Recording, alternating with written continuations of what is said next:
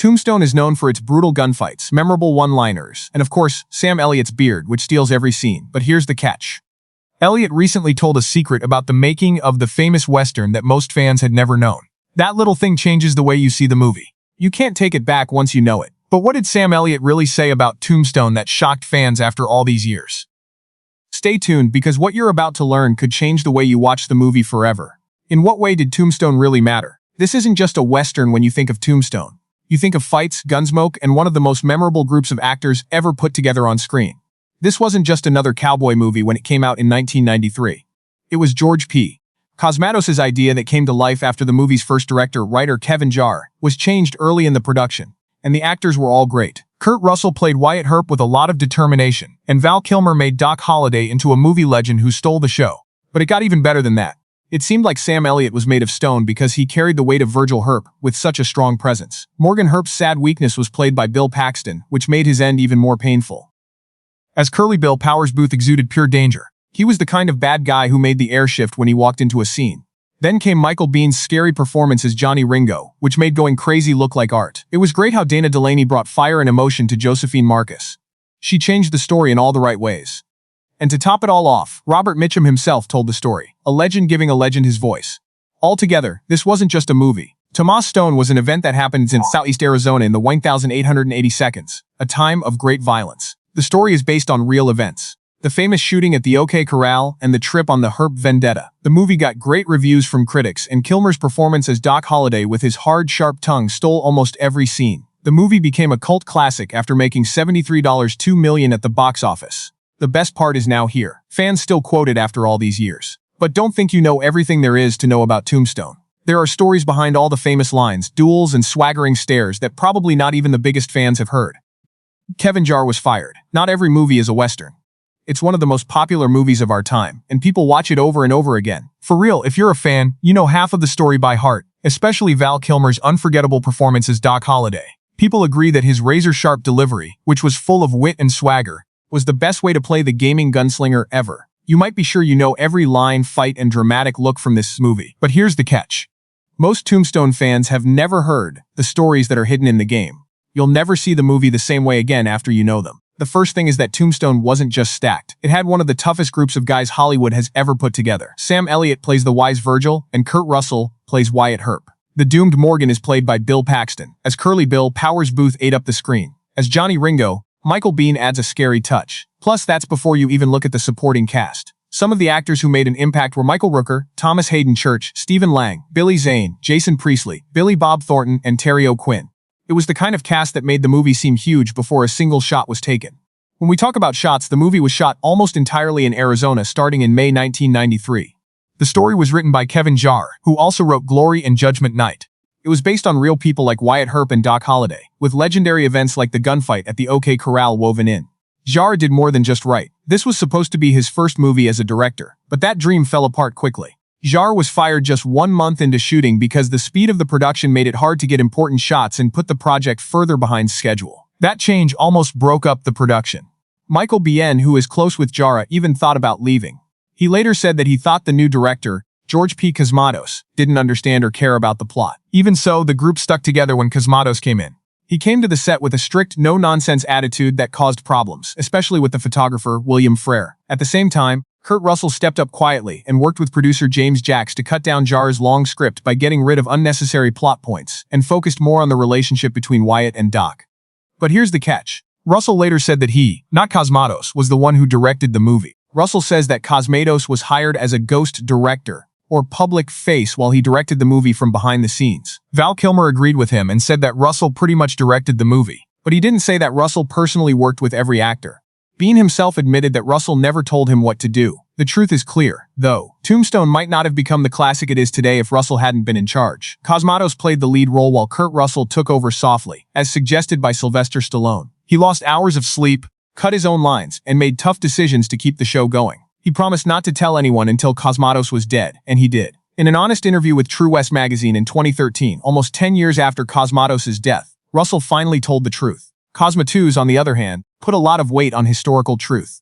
It was important that everything, like the outfits, props, and traditions, felt real. Even the most famous scenes were carefully planned, but the part where Wyatt kicks Billy Bob Thornton out of the saloon, was mostly made up on the spot. There was only one way for Thornton to go: hurt people. As a result, a classic scene that showed Wyatt's power over a room without drawing his gun was created. Except for John Tenney, all of the actors did grow real mustaches. You think of grit, Gunsmoke, and of course, those great mustaches when you think of Tombstone. But here's the thing, those mustaches weren't made for movies. Powers Booth, Jason Priestley, Stephen Lang, Michael Biehn, Kurt Russell, and Val Kilmer all worked so hard on their parts that they became the real people. They don't use stick-ons or quick fixes. They just speak with genuine Old West sincerity. In Icy Menace, Michael Biehn brought Johnny Ringo to life and talked about where that fascination came from. Kevin Jarrah, who directed the movie in the beginning, was very careful with every detail. He wanted them to be longer, but also shaped in a certain way, with the ends curled and waxed to look like men wore them in the 1,880 seconds. It wasn't just hair on the face. It brought out the spirit. The actors were strangely proud of their mustaches, which they wore like a badge of honor. However, not everyone was able to join the lodge. Sheriff Johnny Biehn was played by John Tenney, who had just finished another part and wasn't able to grow into this one in time. So he had to lie about it. Tenney joked that he felt like the small dog of the group because his mustache wasn't real, which Biehn said made him feel ashamed. Only a small thing, but it says everything about Tombstone. Everything had to be real, even the whiskers. And since we're talking about authenticity, there was one scene where Tombstone almost looked very different. Doc Holliday was almost played by Willem Dafoe. It's hard to imagine anyone else but Val Kilmer giving that savage "I'm your Huckleberry" line with the right amount of menace and charm. You won't believe it, but Kilmer wasn't the studio's first choice. The part of Doc Holliday was first meant to go to Willem Dafoe. That would be like Willem Dafoe taking on the role of the famous gunslinger. It would have been Dafoe who got the part, but Hollywood politics got in the way. Universal still wasn't sure about Dafoe after The Last Temptation of Christ caused a stir 5 years before. Because of his part in The Last Temptation of Christ, he lost Tombstone in the end. That's not the end of the what if, though. There is a story that Mickey Rourke turned down an offer from Johnny Ringo. It looks like no one knows the exact reason. Could it have been a problem with his schedule, a lack of creativity, or the fact that he didn't think it was the right role for him? Whatever the reason, the part got lost. But think about that for a second. Kilmer's funny, dying Doc going up against Rohr's smoldering uncertainty. Michael Biehn, who gave a performance that still gives me chills, got the part instead. It's funny that Rohr would come back to the Western genre years later, in Danny Trejo's direct-to-DVD horror Western Dead in Tombstone. This time, he wasn't a gunslinger, he was Lucifer. Talk about trading 6 shooters for hell for all time. When we talk about fire and sulfur, let's talk about the person who lit up Tombstone in a way that no one else could. Val Kilmer was the star. Doc Holliday wasn't really a herp, but in Tombstone, he was so important that he could have been called the center of the story. The Herp brothers were played by Kurt Russell, Sam Elliott, and Bill Paxton, but Val Kilmer's Doc stole every scene, line, and moment. His acting wasn't just acting, he was channeling. The real Wyatt Earp once said that his best friend was a tall, ash-blonde guy who was very skinny and had tuberculosis. This friend was unbeatable at gambling and could shoot a gun very quickly. Kilmer leaned into that description and gave it a lot of specifics. He didn't just remember lines. He made a figure who was full of charm, danger, and weakness all at the same time. Holliday's cough wasn't too bad. It was creepy. It wasn't a typical Southern draw for him. After learning a lot about Holliday's Georgian background, it was well made and planned. And that quick drawing you see on the screen. Kilmer practiced it over and over again until the timing was perfect. But being perfect cost something. It was very hot in Arizona during filming, and Kilmer's heavy wool outfits made every day a test of strength. Even though he was hot during takes, he never let it affect how well he did. He studied Holliday's habits, mannerisms, and history away from the camera to make sure the part wasn't just a caricature of a dying gunslinger. The result was a performance that was so sharp and intense that it made the leads look weak. They didn't just say nice things about Kilmer, they called him the soul of Tombstone. Fans still can't agree on whether it's the best Western act ever filmed. But here's the catch. Kilmer later said that he thought Holliday was both free and cursed. He had nothing to lose by dying young, which made him the most dangerous person in the room. Because of that small edge, Doc doesn't just help the herps in the movie. He makes them what they are. Because of that small edge, Doc doesn't just help the herps in the movie, he makes them what they are. But now comes the crazy part. The Tombstone we know today is only half the story, just like Doc. People who went to the movies didn't see the whole story. The first cut was so long that it might as well have been a different movie. Tombstone was supposed to last more than 3 hours. Fans finally got to see extra footage from Tombstone that made the world they loved even bigger when it came out on DVD. But there's a catch. Not everything made it to the end. One of the most interesting scenes that were cut was the cowboys having a bonfire to remember their dead friends right after the OK Corral burial. In fact, the scene is shown in the movie's trailer to tease viewers, but it wasn't in the final cut. A longer marriage between Wyatt and Josephine was also cut short by the edit. The romance was beautifully acted, but cutting it down kept the film's fast-paced pace. However, Wyatt Earp had other projects in the works before Tombstone came out in December 1993. Warner Brothers put out their own version with Kevin Costner. Lawrence Kasdan wrote and directed it. People liked Tombstone's fast pace and clear historical detail, but they didn't like Kasdan's movie at all. They thought it was bloated and boring. What most people don't know is that the real Wyatt Earp came out before Hollywood did. Earp walked around studio lots and told stories with directors who would make the Old West America's favorite myth years before Russell and Costner ever put on his boots. The real Wyatt Earp worked as a consultant in Hollywood.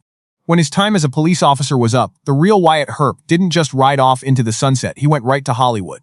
By 1915, the old gunslinger had moved west to Los Angeles, where he found a surprising second job as an advisor for the very business that would make his story famous. Earp was in the same room as the first people who wrote westerns. Some of the people who helped build what would become Hollywood's most enduring staple were John Ford and actor Henry Carey.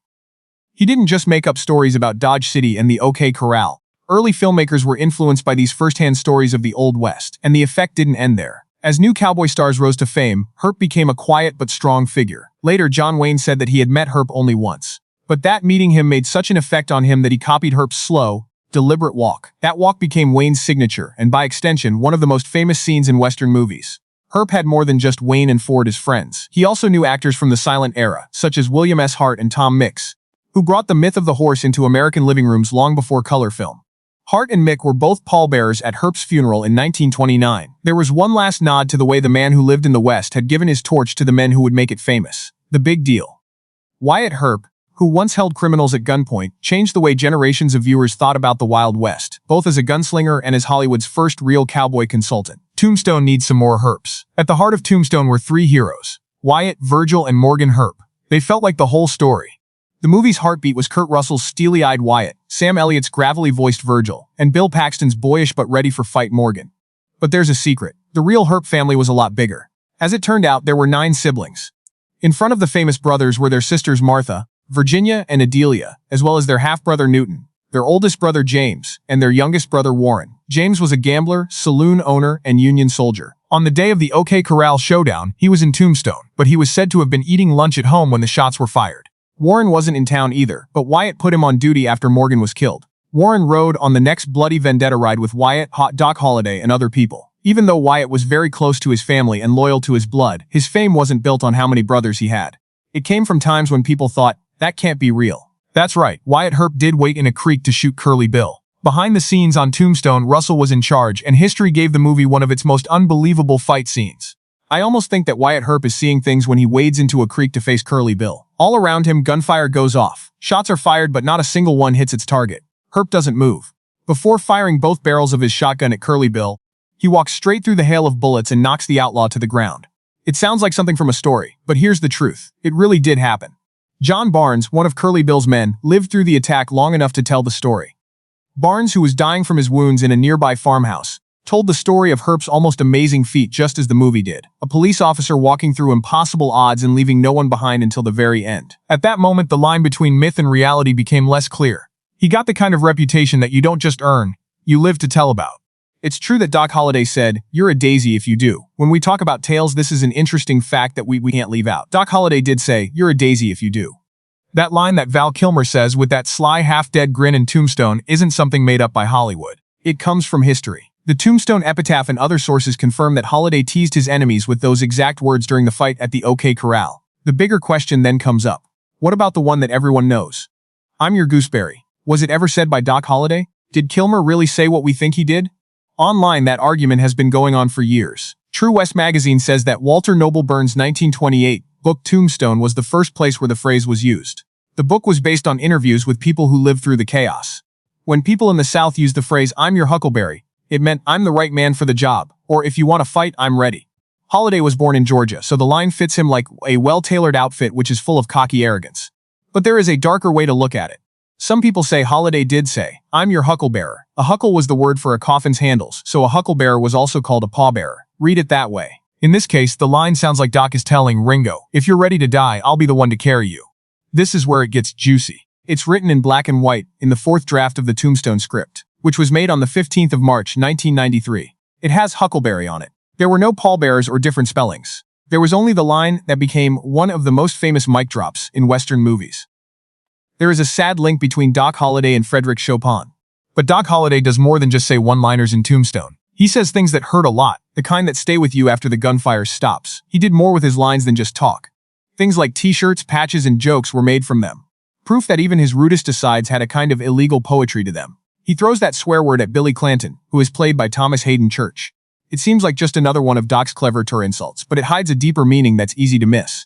This line is a nod to Frédéric Chopin, the great composer whose sad music Doc plays on the piano. The irony was that both guys were slowly dying of tuberculosis, the same disease. What a strong parallel that is. In the breaks between gunfights, Doc Holliday coughs up blood while summoning the ghost of a composer who wrote lines filled with sadness many years ago.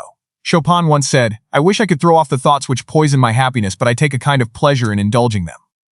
That sounds just like something, doesn't it?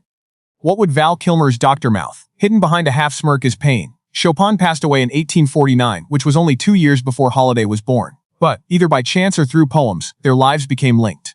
Two very smart but doomed men who are united by their intelligence, their sadness, and the disease that would kill them both.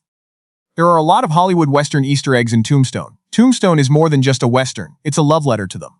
The directors weren't just telling stories about the past. They did tributes that any fan of the type would be able to spot.